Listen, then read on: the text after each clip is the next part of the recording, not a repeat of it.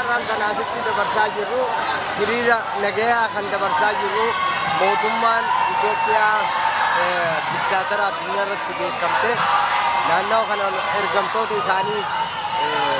saree isaanii jechuun danda'a ergatanii asii ummata biyya alaa jiru polotikaa isaanii irratti dammayfachuudhaaf tattaaffii isaan godhan keessaa takka san dura dhaabbachuudhaaf nutis mirga qabnuun biyya tanatti biyya Torontoo keessatti kanadatti dura dhaabbannee hawaasni Oromoo, hawaasni Amaaraa, hawaasa warra Somaalee waliin harka tokko taanee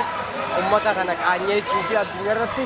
akka isaan gartee ummata bitaa jiran, ummata saamaa jiran addunyaa hubachiisaa jira. Har'a guyyaa kana uummanni biyya asitti argitan kun ummata warra gartee haala isaan biyya keessa nama godhaa jiran dura dhaabbachuudhaaf uummanni kun hundinuu har'a qophiin kun hiriirri kun bifa bareedaadhaan nama meeqaan lakkaa'amuun nama 100 meeqaan lakkaa'amuun asitti walitti dhufnee mirga keenya kan ummata keenya irraa hojjetan dura dhaabbachuudhaaf har'aan tana mootummaa Tigree nama sossobdee nama maal gootee nama addaan babaaftee nama bituudhaaf nama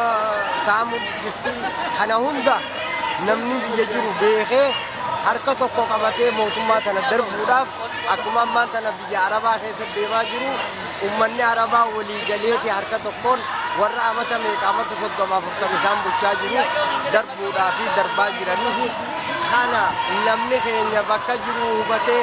warra sababa biicuu ifi qabuudhaan sababa biraatis ifi qabuudhaan namaa wajjin walii gallee ummata mootummaa tana kuffisuu qabna